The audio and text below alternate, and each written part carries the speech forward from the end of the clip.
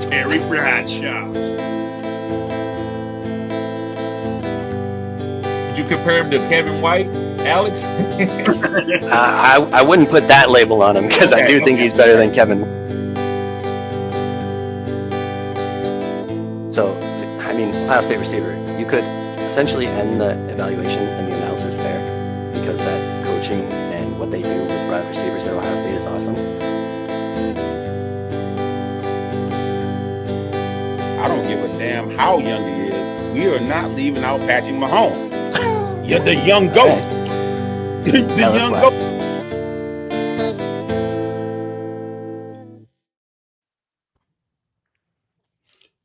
What's good, YouTube?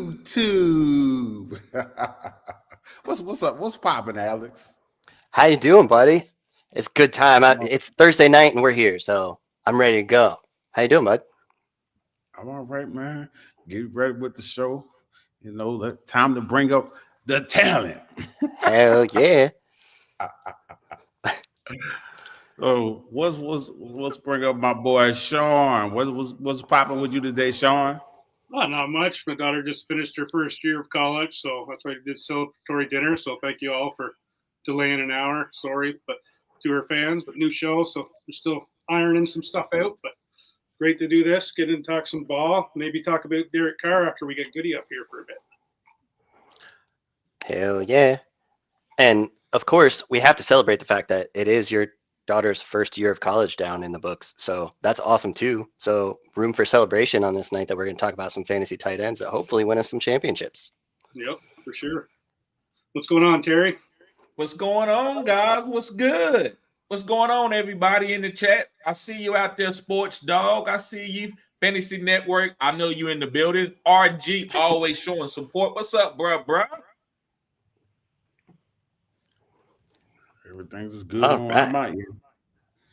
Hell yeah. So you guys want to talk some running back Mount Rushmore to kick things off here tonight? Get things started with a little fun segment. So I'll start it off with my running backs, and I'm going to start out 4-1. And for me, I've got at 4, I've got Marshall Faulk. And for me, it's also impact on the game, and that's one of the things that I'm looking for when I put guys on my Mount Rushmore. And for me, he totally changed the running back position to the point that his receptions were unbelievable. He made defenses have to actually challenge what they were going to do and scheme for him out of the backfield. And greatest show on turf. Big, awesome scoring offense. Lots of fun to watch. So fast. So for me, then, I'm going to my number 3. And for me, at 3, I have none other than Adrian Peterson. And for me, it was hard to leave some of these guys off because running back is just so good. And Adrian Peterson changed what happens with ACL surgeries, where he came back and ran for over 2,000 yards coming off the ACL, to where it made players come back from an ACL injury. So then at 2, I've got my Walter Payton Man of the Year award, one of the best awards you can get in the NFL. Great off the field, great on the field, and could not be stopped. And then for me at number 1, none other than Barry Sanders. Terrence, you knew this was coming. We talked about it on Sean and I's show with Fantasy Blind Spot. And so that's my 4. So I'm going to kick it off to you, Terrence, and see what you think about my 4. Is there any that you feel should have been there that weren't? Just apologizing for the draft. I got Jim Brown in there, and it should have been Adrian Peterson. My apologies. That's on me. But Jim Brown, yes. Yeah, so I don't have a problem with it only because I can see someone giving pushback with Marshall Faulk. But if I was to do a list of just GOATs that I watch, Marshall Faulk would definitely be in my top 5. You know, this segment pushed me to my limit because I had to go back and watching old footage and looking at old stats because a lot of these guys I didn't watch. I did not watch Walter Payton, Jim Brown. You know, and that's probably why I have a special place in my heart for Barry Sanders because I watched it. I watched it live. That's the thing too. Like he disappeared behind the line, and then he'd come out and was just gone. Long touchdowns after long touchdown. So much fun to watch. And my apologies on the Adrian Peterson, Jim Brown switch. Jim Brown made my list because he was the team for the Cleveland Browns, ended up making the name. They were named after him, and just unbelievable when he was on the field. 2 championships before they were the Super Bowl, so that's why he's a little lesser known unless you're in the Cleveland area. Everybody knows Jim Brown. So what about you? You want to go through your 4? Yeah, hey, you know, I'm with it. You know, we going through my 4, or are we going for Goody? Is Goody going next? Oh, I'm going next. Okay, I go. So my first running back, I want to talk about Eric Dickerson. And listen, I will agree. Like Terrence said, I didn't watch these guys, but I watched the highlight films. Oh my goodness, this skinny dude that was like 6'2", bruh. It looked like as soon as he touched the ball, it's like he just outran everybody and scored his like first 5 years of his career, which he was the first running back to beat O.J. Simpson record with 2,061 yards. But anyway, I thought Eric Dickerson was one of the best running backs if you look at his short career. I want to apologize. I couldn't get everybody in my list. So this list is kind of impossible to do with the running backs. Oh, absolutely. Yeah, that's what makes it tough. So who you got for your 3? O.J. Simpson. Okay. Now, O.J. again, he was the first guy to eclipse 2,000 yards. But guess what? O.J. did it in a 14-game span. That's incredible. Insane. I got to give this guy credit. Didn't watch him, but when I watch his stats, he's outrunning everybody. He's breaking a lot of tackles, and he played against 11-man boxes. So I got to give this guy the credit. He as one of the best guys to ever do it. Okay, we can go on to my next guy. Gale Sayers. Now, this is my type of guy. I love explosive guy. Gale Sayers had a short career because he had a really bad injury back then where, if he had that same injury now, he could come back and play 15 more years. But back then, they didn't have that type of medical technology. So he did come back, but he wasn't the same play. He limped around for 1,000 yards. But anyway, his first 3 years, guys, was incredible. This guy was returning punts, returning kickoffs, catching the ball at the running back position, just running the ball normal at the running back position. And he was an all-pro on probably the weakest offensive line team, which was the Chicago Bears at that time. So Gale Sayers made the Hall of Fame playing football for 4 or 5 years. And if you watch his film, nobody could catch him. They call him the Ghost, right? The Galloping Ghost. Oh, yeah. That's a fun one. Let me go to my next one. Barry Sanders. Now, I watched this guy. The other guys would basically respect because their stats are so incredible. But Barry Sanders, to me, was the best running back I ever laid eyes on. Pause, no pun intended. Barry Sanders, to me, every time he touched the ball, I thought he could score. And that right there is box office. I would pay $100 to watch a guy. Anytime he touched the ball, he can score from anywhere on the field. That's what Barry Sanders was. Imagine him being used in today's era where they actually throw the ball to running backs. Barry Sanders would be incredible. So that was on my Mount Rushmore running backs. I love it. Love it. We're getting some different names in here, so that's fun. Gale Sayers is one of those guys from the Bears that, I don't know why. I've always kind of had a soft spot for the Bears. And Gale Sayers is one of those guys that to go throwbacks like that. That's a fun one to watch because you were right. It was just home run play, big play, big play. Big play, big play. So, yes, I love big plays. Yep. Oh, yeah. So what about you, Terrence? Let's hear your 4. Yeah, I'll run through mine right quick to try to save time. And this is in no particular order. I just was able to narrow it down to 4. And the first one is Adrian Peterson. He looks like straight poetry when you're watching his film. And I loved it. I mean, and it makes for a great story when you know about how he was injured and he came back sooner than usual. All right, let's go to the next one.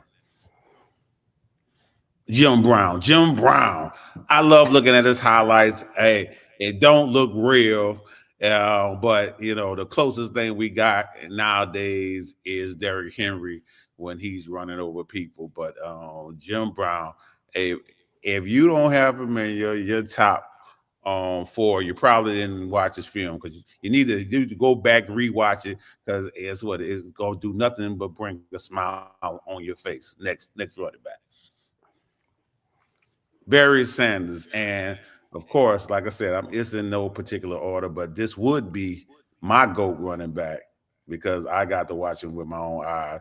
And it's funny that, the Lions get blessed again to get a little fast, talented back in their backfield again, with Gibbs. But Barry Sanders, we wish we'd got to see more of him. We wish he was on a better team. But my God, he made the most out of everything he was given in his God-given talent. And the last running back on my list, of course, I didn't watch him coming up, but you got to respect his stats. You got to respect what he did with the longevity of what he did as a running back. And, and you can try to compare any other running back stats to his, but when it comes to longevity and what he did, yards per game and yards per carry, hey, it's hard to beat this guy, and that's my top 4. So was that last one Emmitt Smith? No, the last one was Walter Payton. Oh, okay. Walter Payton. My apologies. Oh no, I'm not a Cowboy fan. Ain't no Cowboys gonna be on my list. I'm sorry. No need to apologize here. He didn't make mine either. So, Sean, how about you? Let's hear what you got for your 4 over there. All right. Well, for me, you guys all talk about these stats and game changers and that. How about Damian Tomlinson, starting out with him, the single season touchdown record holder still with 31 touchdowns. He's in the Hall of Fame. He's made 5 Pro Bowls, 3 All-Pros, was an MVP from 2006, Offensive Player of the Year in 2006 as well. Won the Walter Payton Award, the Burt Bell Award, and Player of the Year Award in 2006 as well. So you got to start it with LT. The guy changed the game. Like, he's the one that brought the passing game into the NFL for the running backs. Next on my list, I got Walter Payton, the sweetness, everything that Terrence just said and everybody else, also in the Hall of Fame. He made 9 Pro Bowls, 5 All-Pros. He's got 1 Super Bowl in the 86 Bears, or the 85 Bears, sorry.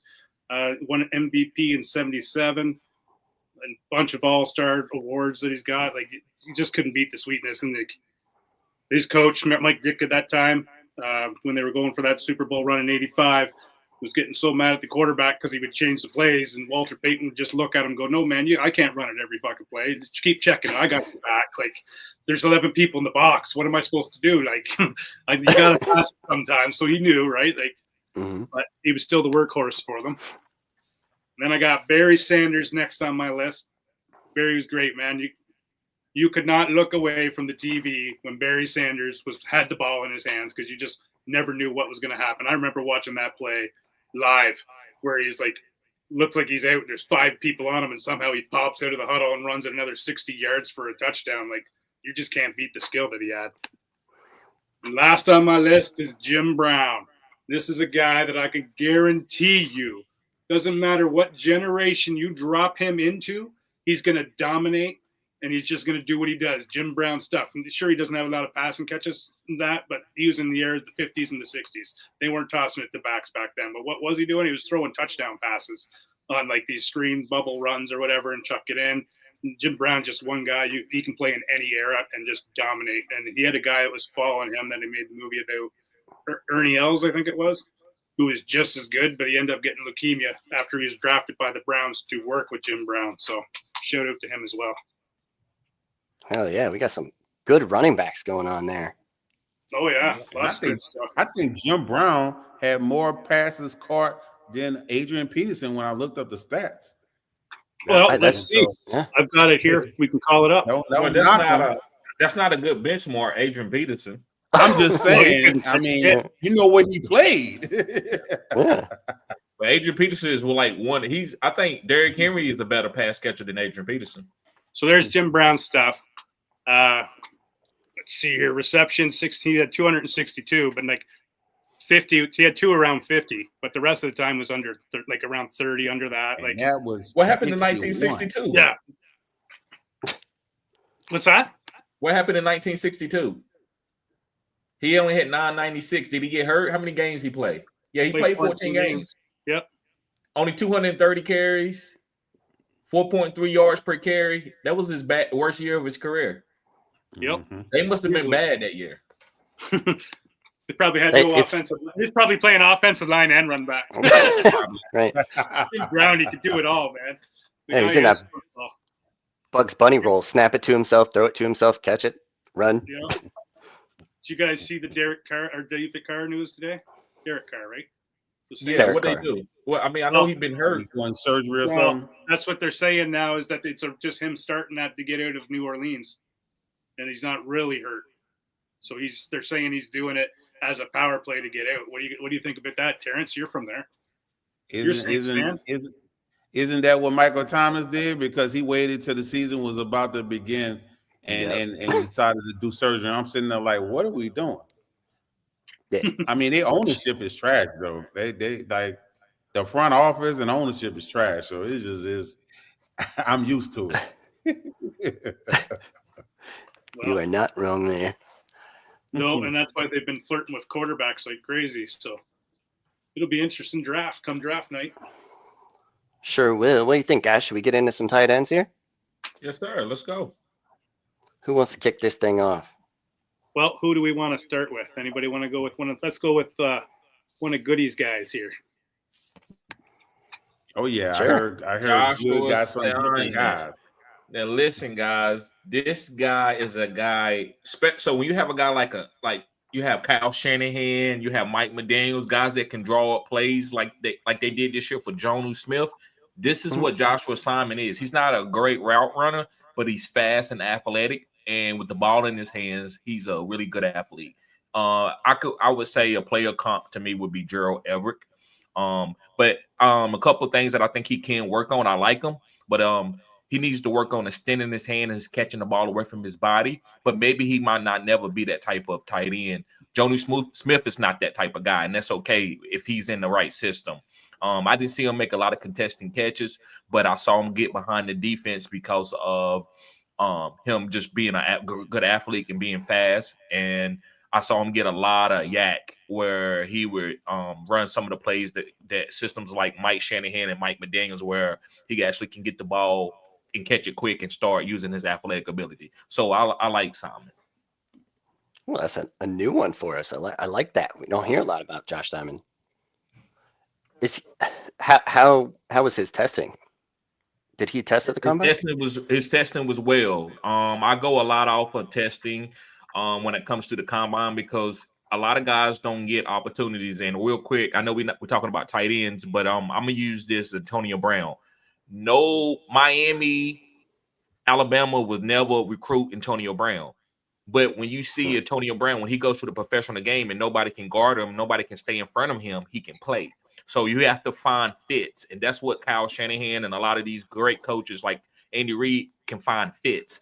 Xavier Worthy is not really a first-round pick, but in Andy Reid's system, he is a first-round pick. So according to John Simon, he tested very well, and I believe with the right fit, he could be a good tight end, like a second tight end early in his career, and then he could finally be a focal point later in his career like Jonnu Smith. Okay. I like that. I like that one. So who do we have next? Mason Taylor.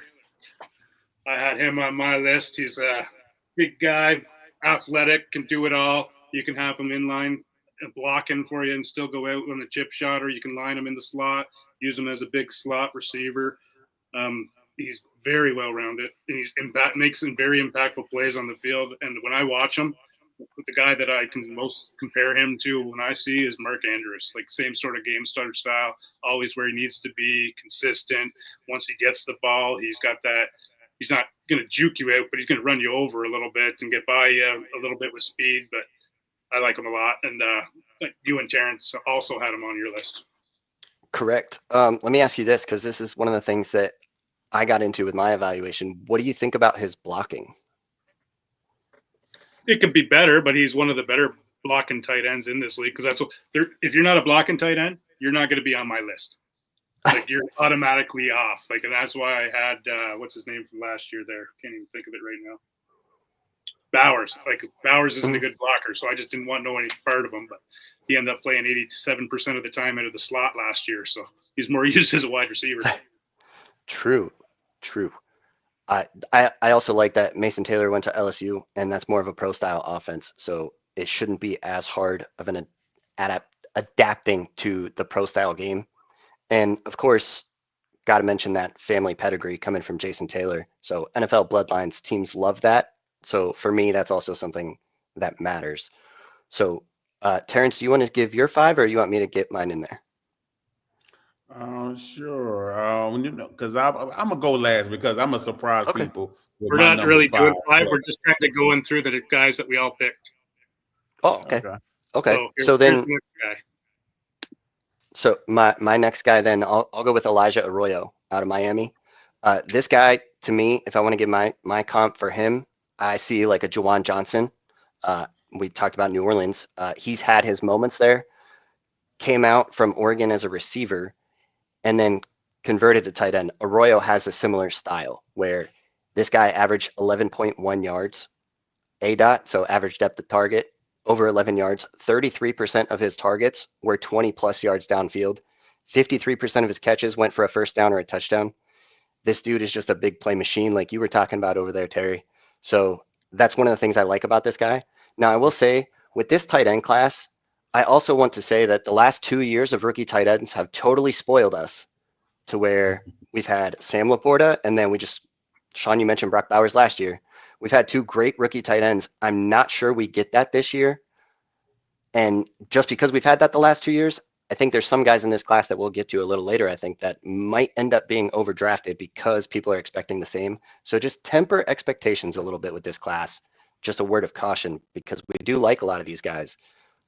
But I don't want you to get out over your skis and then end up having a mistake where you overreach and then you sell early because you're disappointed that you didn't get what you wanted right away, and then you miss out on your guys.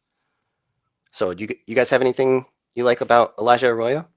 Yeah, I love him. I just saw every time I watch Miami, he popped off the board, him and Cam Ward. So I love that, Alex. That's a great pick. I couldn't get everybody in there. Some of the guys, I had to go with the guys that I like that really had combine numbers. Sometimes, man, just watching a tight end, I don't really know how to translate it to the NFL game. If they're gonna get the opportunity, who knows?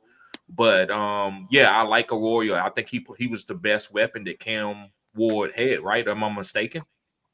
Xavier Restrepo was there too, but yeah, I would say Arroyo was definitely a better weapon. Yeah. Let's ask Terrence what he thinks of Restrepo now after his pro day 40. Trash. Maybe. Just trash. So when it comes to Arroyo, he was number 6 on my list. Okay. I do think he have the ability to make big plays. The problem, I picked 5, the top 5 that scored the highest out of my tight end model. The problem with my model, if you didn't do athletic testing, you're not going to test well in it. So I didn't get any athletic testing from him. Didn't have any previous coming out of high school. So that's why he's a little lower on my list. That is totally fair. And so with his not testing, I believe he was battling a hamstring injury, if I remember correctly, during the combine. Isn't that what they always say? They battling something when they don't want to run. Come on now. It is. You have the combine, and then 2 months later you can do the pro day, but they battling whatever the whole time. Come on. Yep. So It's the name of the game. Don't hate the player, hate the game. True statement. One thing with Arroyo too is he was actually extremely highly recruited coming out of high school. The only tight end better than him in that draft class was Brock Bowers. So that's another check mark for me in the box of Elijah Arroyo. To me, Terrence Ferguson, guys, is a gamer. His athletic ability is okay. He's not Brock Bowers. He's not Kyle Pitts.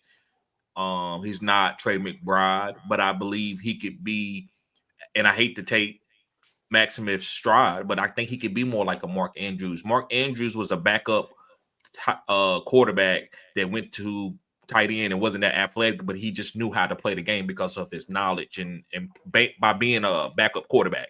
And I believe Terrence Foster, Ferguson has not been a he's not a backup quarterback, but by him playing the way he plays the game is he's very savvy. And so I think this guy if he goes to the right team, could be part of a championship team. Like I watch him, I think he just knows how to win. He knows how to settle in the zone. I think he's a good guy. He's a possession tight end. I think he's going to be fine. He's a good player. If I watch his tape, he's got one of the best tapes as a tight end in college that I watch. But I don't think he's spectacular or anything. He have a lot of potential. I really like this guy. I don't know what kind of draft capital he's going to get. Now, if some team liked him enough to draft him in the second round, then he would activate like 5 of my badges. Like I would be all in on him, but I don't think he's going to get that kind of draft capital. But he went to the combine and killed it. So I really like him. He probably would need time to develop. So the environment he goes to will matter. I think he's not even 21 yet, correct, Terry? Right, and I don't think he needs to. I think he could. I think he could start right away as a pass catching tight end for a team, especially like a team that knows how to draw up really good plays to get guys open. He could go and settle in the zone and do the little small things it takes to be a tight end in you young. I think he's very savvy. Would you call him savvy, Terrence?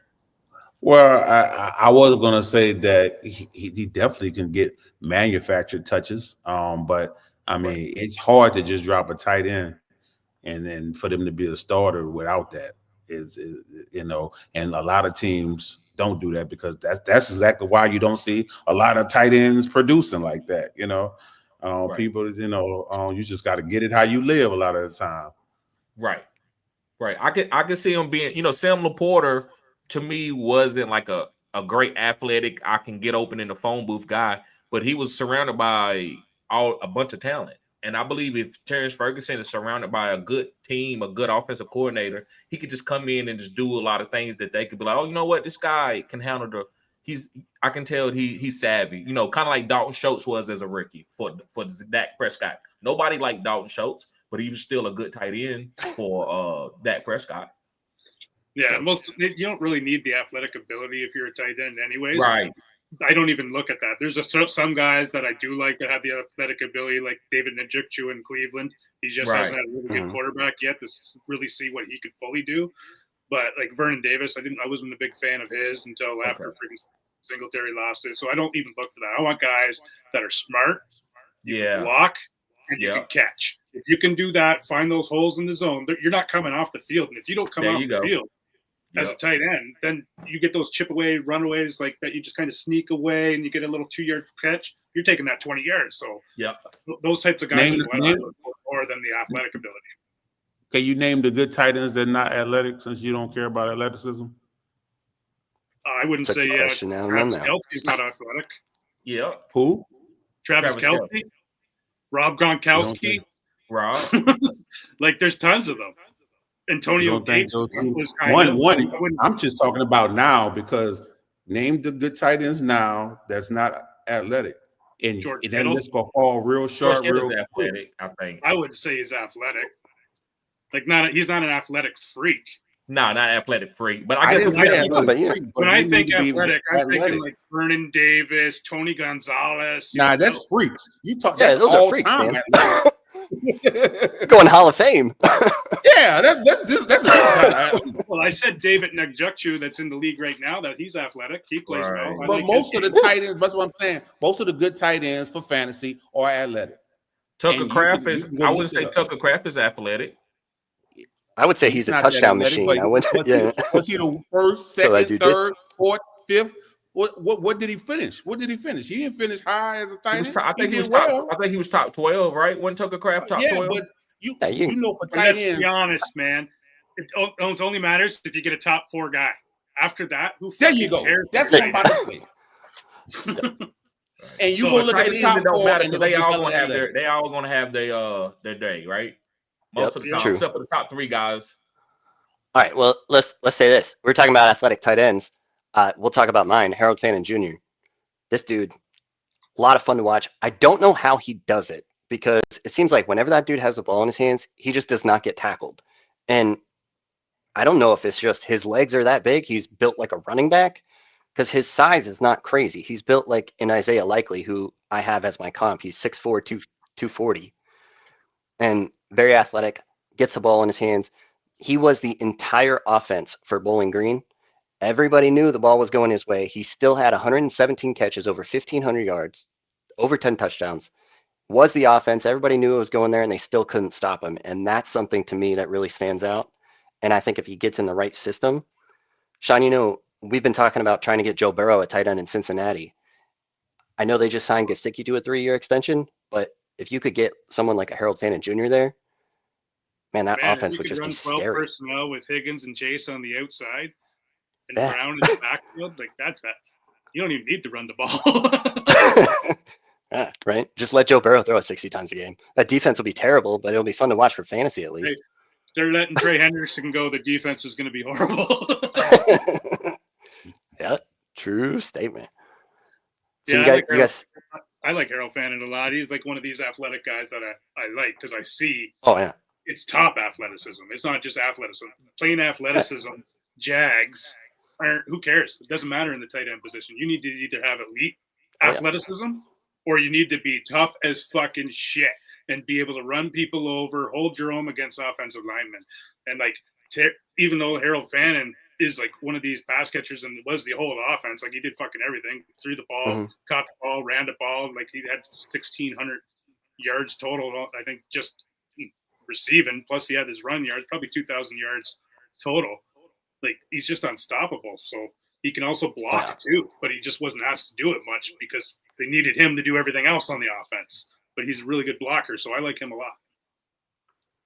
One of the things that I liked about him too, just real quick, he did have 2 games against big schools, and he dominated Penn State. That was one of them. I believe the other was Oklahoma. And in that Penn State game, Sean, you mentioned his blocking. He actually blew Abdul Carter off a block.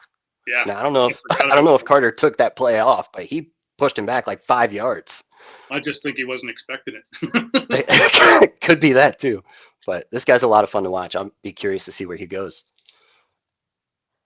But you, Terrence, he was on your list. Oh yeah, man. Anybody that listens to my channel know he's my number 1 tight end. I'm very high on him. I just hope he gets good draft capital so the team can push him out there to play. I don't want him to get drafted in like the 4th round and he got to get it out the mud and, go to a situation where he got to beat out another, decent tight end. So I just couldn't hope for the best when it comes to Harold Fannin Jr., but that's my guy. I really love him. I've been pushing. And it's funny how you talking about how I feel about athleticism. I'm fine with what he ran in the 40, but do you know there's a lot of fantasy football people that after he ran his 40 got off of him and said he ran too slow of a 40? 4.71 is fine for me for a tight end, but damn, he was saying it's too slow. I'm like, what are you looking for? What are we? No matter how fast you run, you're going to need 3 or 4 guys to bring him down. That's fine, Terrence. Let him take him off the board. We'll just scoop him up everywhere. I'm fine with that. Oh, I will. 2 players I want, and Scatterbo and Fannin. That's my 2 players I want in every rookie draft. Thank you for telling me that. So Terrence, you mentioned draft capital. For me, I just want to bring up this position is the one place I don't care about draft capital unless it's undrafted, because tight end is a position it takes so long to learn that if a guy goes in the 4th round, like let me give you an example. Let's say Mason Taylor goes in the 2nd round because some team just loves the fact that his name is Taylor, right? And then what they saw from him in the pro style offense, and they draft him in the 2nd round, and then Fannin goes in the 4th. Are you still taking Fannin? Because I am in that situation. I'm going Fannin over Mason Taylor. I don't care that Taylor went in the 2nd. I think for me, I love Fannin, so that's a bad to the judge. But if it was just 2 people, I would think about which situation then. But I mean, I think any tight end that get 1st round draft capital, you got to respect that. No, you do not. No, well, you do not. They're gonna Fucking throw him out first, there. fucking, Hold on, Sean. Let Look at me Kyle give you a Pitts right now. Yeah, let me give you a recent example. Dalton Kincaid or Sam Laporta? Who you want? I won't say Kincaid went in the first. I never liked Kincaid though. I never liked him. No, but he was a first round. He was a first round pick though. So I know. I wasn't on Laporta like that. Laporta was the one side that surprised me. Once he went to the Lions, he was my tight end one in Dynasty. Yeah. Yep. All right, let's get to the next guy here. Yeah, sure. My next one, I'll go Colston Loveland out of Michigan. Right. And for me, this guy, I actually compare a lot to Sam Laporta. One of the things that does concern me, if I had to pick something to nitpick about him, aside from the production, but I throw that out because it was the Michigan offense, and that Michigan offense was a train wreck. Now, one thing with him, if you want some positives first, we'll go 38% of his team's receptions was him, 45% of his team's receiving yards, and 54% of his team's touchdowns. Those are all huge numbers. Again, that Michigan offense was terrible. They didn't have a quarterback to speak of. So I kind of discount that part. But he's a great route runner, always getting open, great hands, can make those contested catches, 6'5", 250. He's got the size, and he is, I think, the most fluid tight end with his movements in this class. So I really like me some Colston Loveland in this class. Yeah, I love him too. He's one of my top tight ends. He can do it all. Lines up on the line, can do the blocking, chip off, can also line up in the slot. He really didn't drop off much from J.J. McCarthy to whoever the hell was throwing the ball last year. It's only 60 yards difference. So, and he got one more touchdown. Like Alex said, he's really fluent. He's just can do it all. He's got excellent hands. Got a huge catch radius.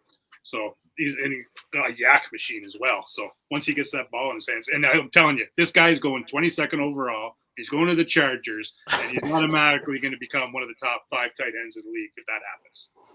Oh yeah, any tight end goes to the Chargers, go get the bump. They go get the bump.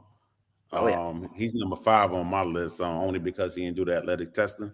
But I've been hearing a lot about this guy, so it's kind of gonna make me want to go take a closer look. But I told you before, Sean, I feel like he was a fake alpha because I'm getting tired of these guys. That's how I feel about Tat. We should get a bet going. Running away from the testing, man. Like you had the pro day. I mean, you had a chance to do it at the combine, and then you get to the pro day, and you don't do nothing. But I can't be mad at him. If you go get promised first round draft capital, it is what it is. I just like people, and I always said like Chase, he was gonna get high draft capital, but he came in and laid it on the table. Yes, he did. Like, yeah, that's what I'm working with. That's what I'm working with. That's what you also got to look too. Chase had a whole year off during COVID that he didn't even play football, so he had to come in and he had to dominate at that combine and do that. Be like, no, I'm still in shape, motherfuckers, and I'm still him, not Justin Jefferson. That's true. Do you remember that wide receiver class? You think he really needed to do anything? It wasn't that deep. No, that wide receiver class saying it in clubhouse all the time. He needs to come out and he needs to fucking dominate that combine to be that pick that Joe Burrows wants at 5. Because if he didn't show up, I do believe in that. Maybe we'll see if he falls. You know what I mean? So, but him coming out, showing out, that made the Bengals go, okay, we won't take Penny Sewell. We'll take your guy Chase. And that's why I believe when I see all these mocks with the tight end going at 10, I don't believe either one of them tight ends go that high. I don't believe it. I think they will fall. No, I would agree with that. That might not even go in the first round. No, all right. Hopefully. Who was that? This guy.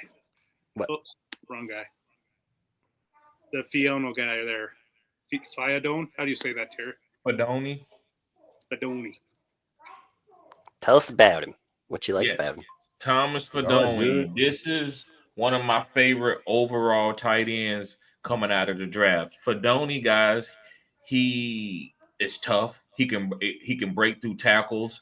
He can jump ball you like a David Njoku. He runs really good routes like Antonio Gates. I'm not saying he's the same type of route runner, but he has the route running skills to run routes to get open. I think this guy can start day one on the right team. And I don't mean start as the alpha guy getting 100 targets. I mean be part of a good team scoring pivotal touchdowns in the right moments. I love Fedoni, guys. I think he's going to be really good. This is a guy that I would bet on to shock some people as a rookie. I feel like there's a lot of really good team names with that last name too. Fedoni, you got to be able to come up with some cool puns with that one. Right. I'll tell you one thing. I'll do my lone guy. You got something on Fedoni? No one else is talking about him. So that's the one you pulled out. Surprise, he's number 10 on my list, but nobody else is talking about him. So that's a good one. Yep, that's a deep one right there. What you got, Sean? I was gonna say I'll go to my Lone Island guy before we go to the most popular tight end in the thing. I got Luke Macy, man. I've got him as my number 2 tight end in this class behind Loveland. The guy, he reminds me of a cross between Laporta and Kittle.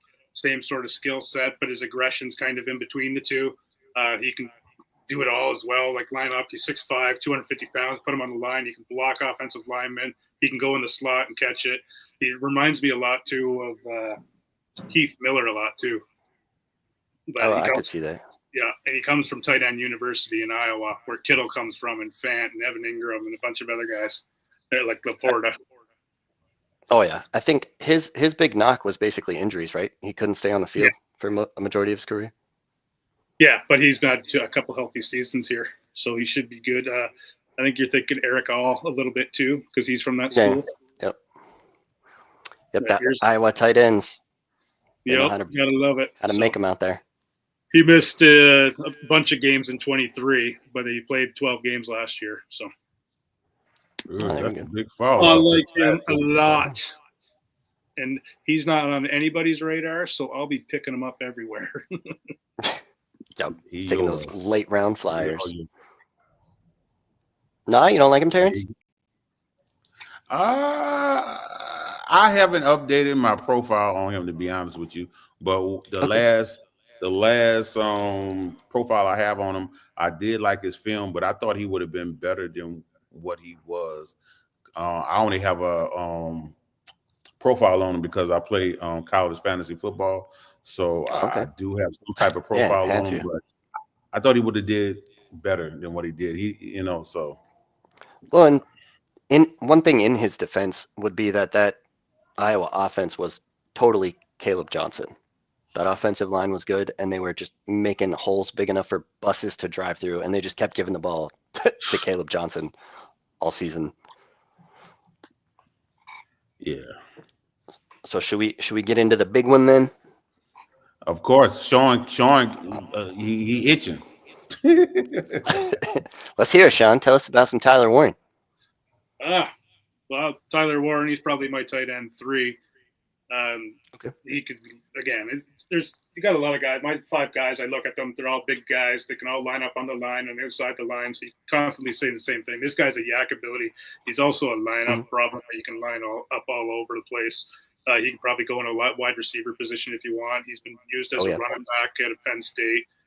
And actually, Alex was telling me there the other day that I think you said he played quarterback or was yes. So I'll do you one better. So he came to Penn State and was recruited for baseball, basketball, and football.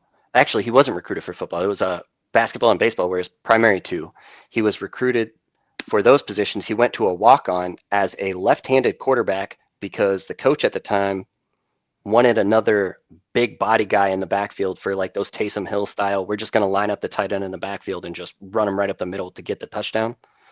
And so that's why they brought Tyler Warren in for that. And he got in the building. He came in at 220 and then put on 40 pounds in his career at Penn State and became the 6'6", 260 monster that he is now, where he was the entire offense last year.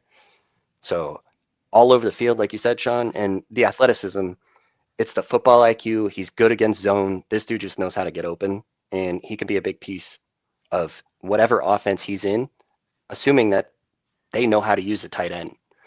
Because that's one thing Sean and I talk about a lot, and Terry, you've touched on this already in this episode, is guys like Kyle Shanahan, Mike McDaniel, that know how to scheme open tight ends, Andy Reid. That's a skill. And a lot of these coaches, I don't think actually know how to use tight ends, and they have weapons that they just don't know what to do with. Right. Right. For sure they don't. Like, there's only about 11 coaches, I would say, that know what to do with the tight end position. And guys that you mentioned, actually, their focal points is the tight end. Everything goes off of that. That's why one of the first things that Kyle Shanahan did was traded for Kyle Juszczyk, because that's the second most important position in San Francisco. And then he drafted George Kittle in the 5th. And I freaking loved it because he blew up the combine. I'd never heard of him before that. And I started looking at him. I'm like, I love this guy. And then we draft him. I was like, oh my freaking God. And everything goes through George. That's why George is the engine. And then, like, same with McVay and like Andy Reid, because they know these other coaches don't understand this tight end position. So I've got all this field I can play with and just have them open. Like, anybody that Andy Reid drafts as a tight end, I go out and I get, because Andy Reid knows how to use them. I don't care. Like Travis Kelce, before he's Travis Kelce, I got him in the 7th round. I was getting George Kittle in the 7th round in rookie drafts. Like, you just got to know who the coaches are that know how to use them. And once you know that, those are the guys you need to go after. And that's why I constantly say it's hard to project the tight end position until after the draft's done. Right.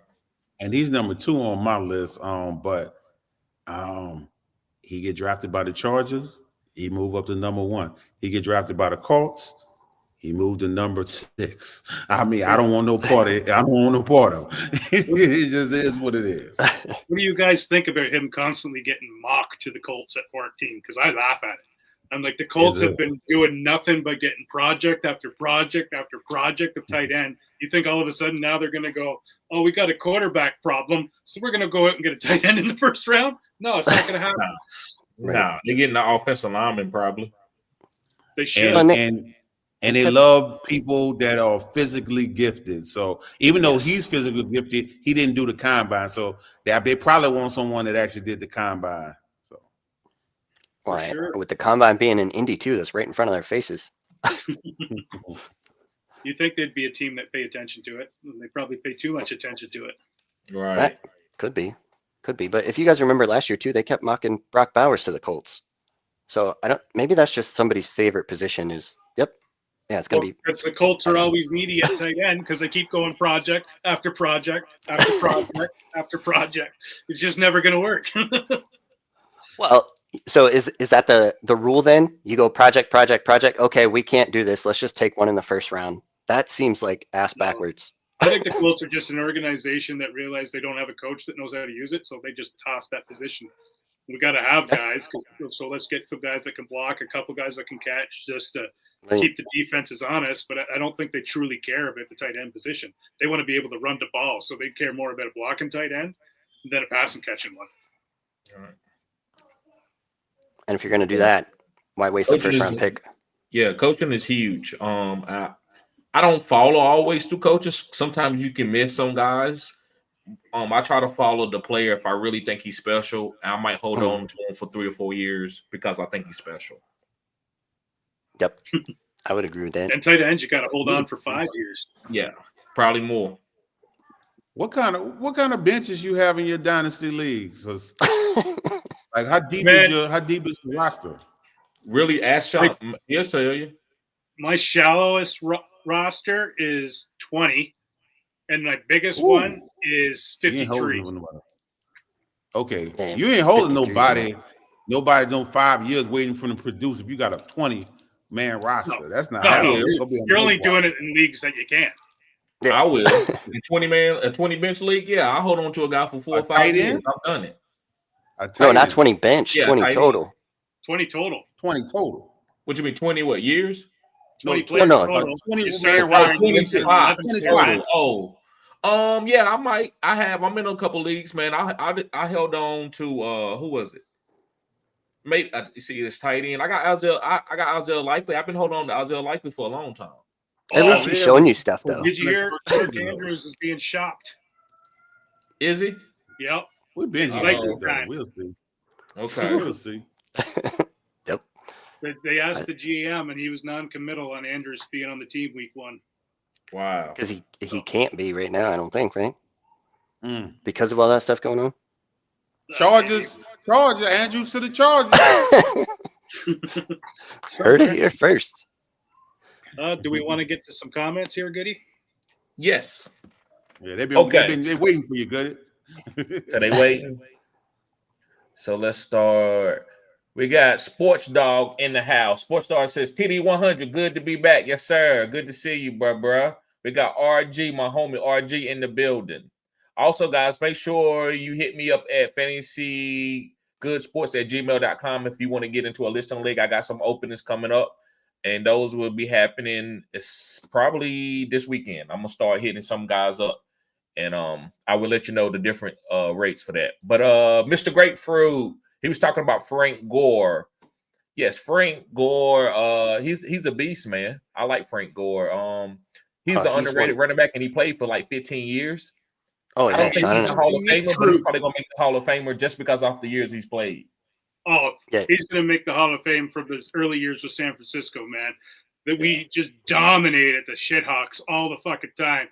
It was guaranteed he was having 3 touchdowns and 250 yards on the ground when he played the Shithawks. They could not. He gets a lot of love on our pod. Mr. Grapefruit said he lasted for many years in the NFL with a full workload, and he's 2-0 professional boxing. Talking about Frank Gore. Hell yeah. Chris, Prime, you appreciate you being here. Make sure you hit the like button, bro. He says AP was my favorite, but he never won a Super Bowl. Super Bowls are overrated when it comes to a player's career. Except the quarterback position. Shout out to Chris. I say even the quarterback too. I don't know about that. Yeah. Because I will ask you this: if Pat Mahomes goes to the New York Jets, do they have 2 Super Bowls or 1 Super Bowl? Not a single one. It's just horrible. You know what? I think they would. Yeah, I would say they would. I went back and looked at Pat Mahomes stuff after you had him on your championship, and Pat Mahomes is only responsible for 1 Super Bowl win. The rest is on that defense. We're picking it up, scooping it in, running touchdowns. Same thing as Bradshaw. So, yeah, he's got 3, but if we want to nitpick, we could nitpick. Did you only go look at the Super Bowl, or you went and looked up to what lead to the Super Bowl? The Super Bowl only. Oh, well, if you go do that, then that's whole. Look, the Super Bowl, they trying to stop the main person on the team. It's Super Bowl, a whole other ball game. You only looking at one game. But you it find is the most important game. Super Bowls.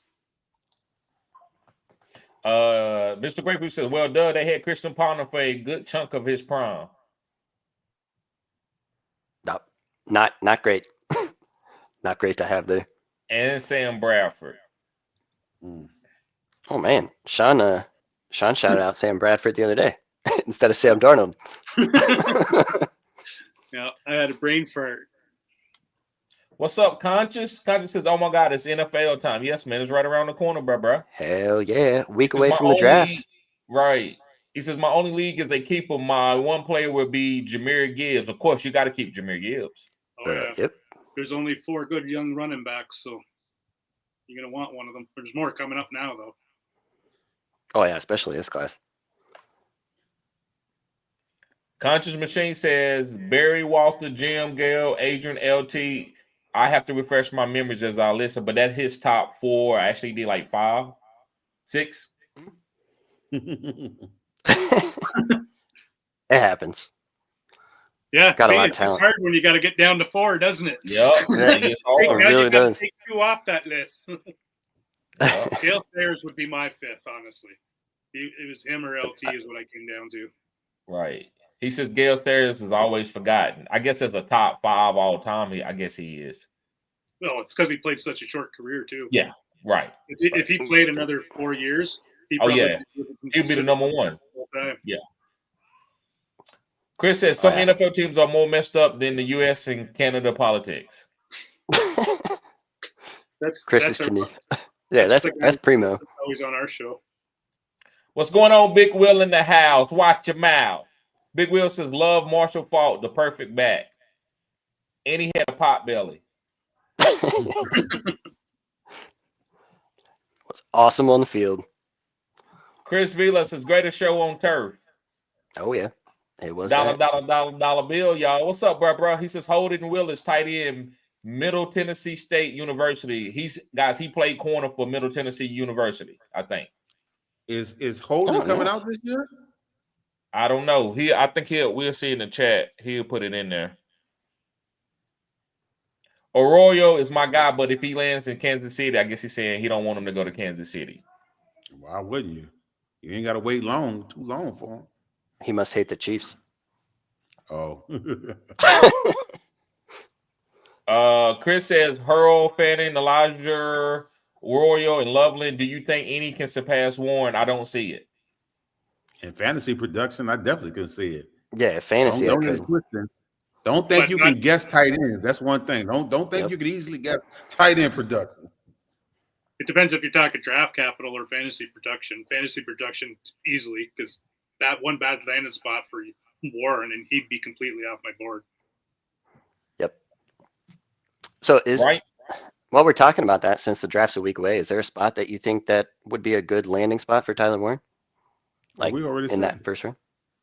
The Eagles, Well, I mean, well, the Chargers is one that we've talked about for everybody. I mean, aside from that one, Sean you just think they're said the somewhere before Eagles. that? The Eagles? before then, no. They go to, when I look at that draft, I find a hard spot to try to find Tyler Warren to put him in. Like, where did What he go about in our the mock? Broncos? That we did? Do you remember, Alex? Yeah, for us, you had him to the Broncos at 20, which I thought could be Yeah. super interesting, even though they brought in No, they Evan should Ingram. trade it for somebody else Yeah. or pick somebody That's- else. That's the earliest I see Tyler Warren going Yeah. is the Broncos. But didn't they just well, they're- get a tight end? Yeah, Evan Yeah, Ingram, he's had a history and a yeah, career of injuries nonstop. But Has I- never had a healthy season. So why It not? wouldn't be Okay. logical for me to draft a tight end in the first round if you just picked up Evan Ingram, though. It wouldn't be logical to me. Oh, I think it would be, especially if you're Sean Payton. He likes using the tight end, but he's one of those coaches that can, and he does use 2 tight ends. So Yeah, Like, Houston did that Foster- last year too. They signed Dalton Schultz to an extension and then drafted Cade Stover for CJ Stroud. So it happens. No, But I said for- first round. Yeah, first round that's tough, but that's a spot that I would like because Sean Payton knows how to use a tight end. So it'd be fun to see what he does with Tyler Warren if he ended up there. The good news Ryan is we only got to Go. wait a week. Sorry about that. Mhm. No, you fine. Go ahead. You say you just gotta wait a week? Yeah, we only got to wait a week to find out. Right. because Next Thursday, draft right? day. Hell yeah. Yes, 8 o'clock. guys. Make sure you be here next Thursday. We will be covering the draft. Ryan says, go ahead, Maximus. I was just going to say live reactions to each draft pick. Yes. Instant thoughts of fantasy. Yes. Make sure you be here or be square. Ryan says ours tight end might be a sneaky pickup for this draft this year. Yeah, we talked about him. Luke Lachey, that was Sean's guy. Chris says I have 3 tight ends going in the first round. Woo! Ooh, It is. spicy. It's some couple good guys. I I've think. told him a punch. I don't see it, so you guys tell him. I don't see it either. I'll bet against that. Conscious says, I know I might be off topic, but I've been wrong before. But I think Travis Hunter and Shadur are overhyped. I'll go on record saying that Hunter will be a great corner, not Shadur. Not Ooh. Robinson. Shadur would be average. Uh-oh. Hold him back. Hold good back.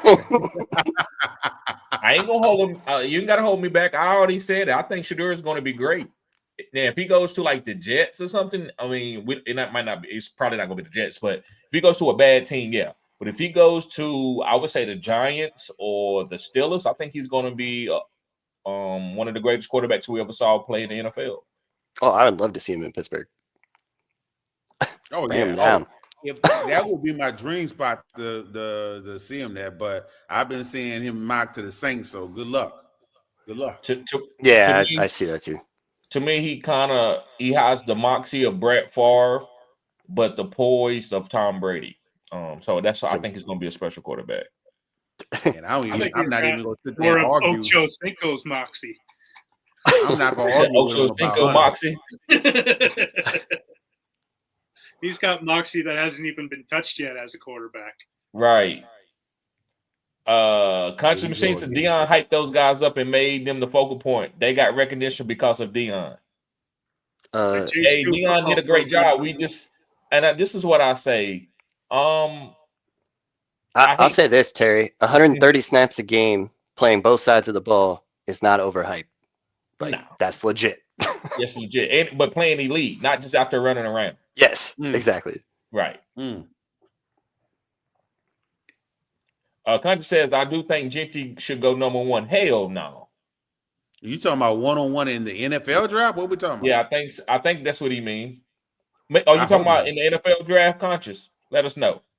I hope you're talking about the rookie draft. I hope. I don't Oh, yeah. talk about the rookie draft. I think Hunter, if he bulk up, he won't be the same player. I think I think he's just built like Chad Ochocinco. Hey, what, 6'1", 186, 185, 195 maybe? I just saw a story today too that Andrew Barry, the Browns GM, seems to be falling more and more in love with Travis Hunter. So that may be a smokescreen, but they're in the spot that they could easily take him there and then trade back in to the first and pair Shedeur and Travis Hunter if they really want to. They could try. That would be interesting. Conscious is crazy. Yeah, Ryan says, what's the earliest that each of would draft Bowers this year? It just depends on what's on the board. I always say I don't like to get nothing ironclad because it depends what's on the board. But I'm saying around probably 110.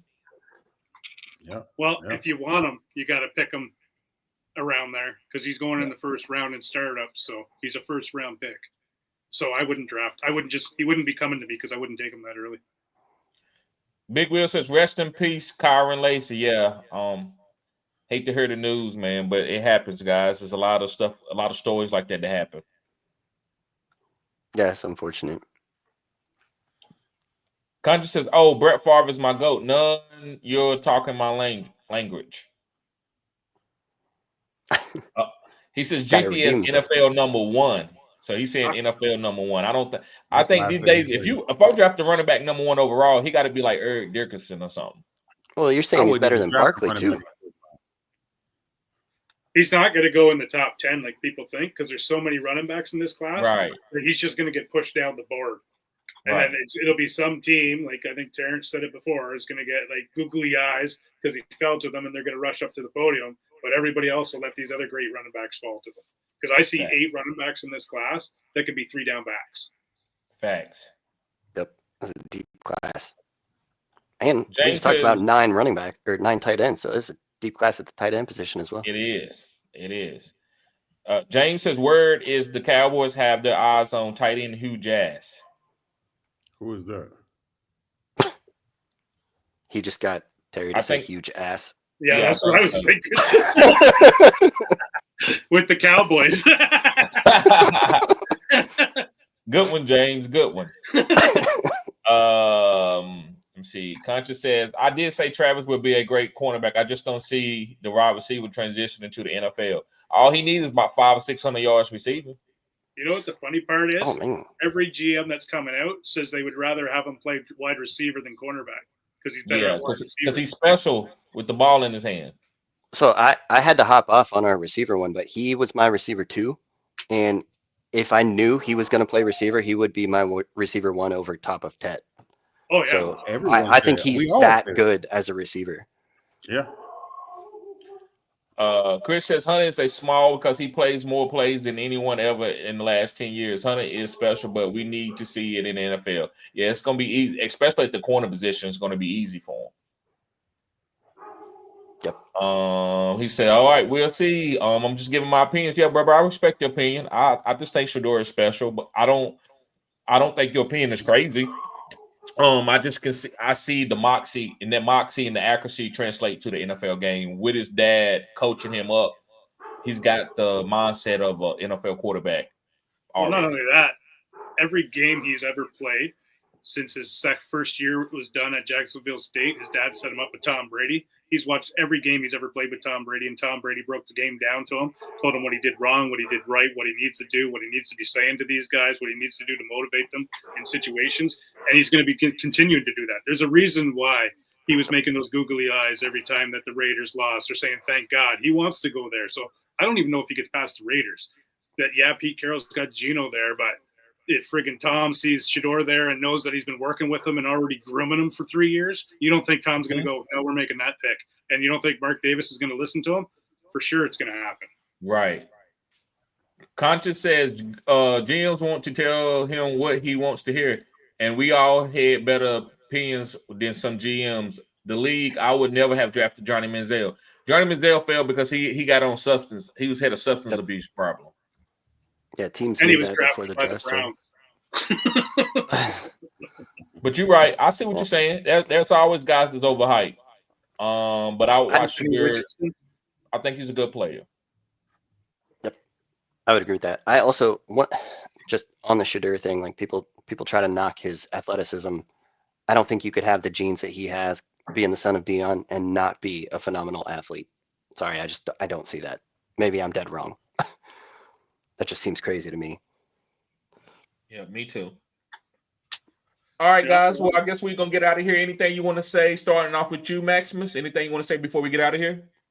No, we'll be doing our morning show, the me and Alex, tomorrow morning. That'll go on at noon. We'll drop that on Spotify, so you can check us out there. Again, we'll be here next Thursday, watching the draft live, giving our reactions to each pick here. So come on up and give us your reactions, and we'll give our thoughts.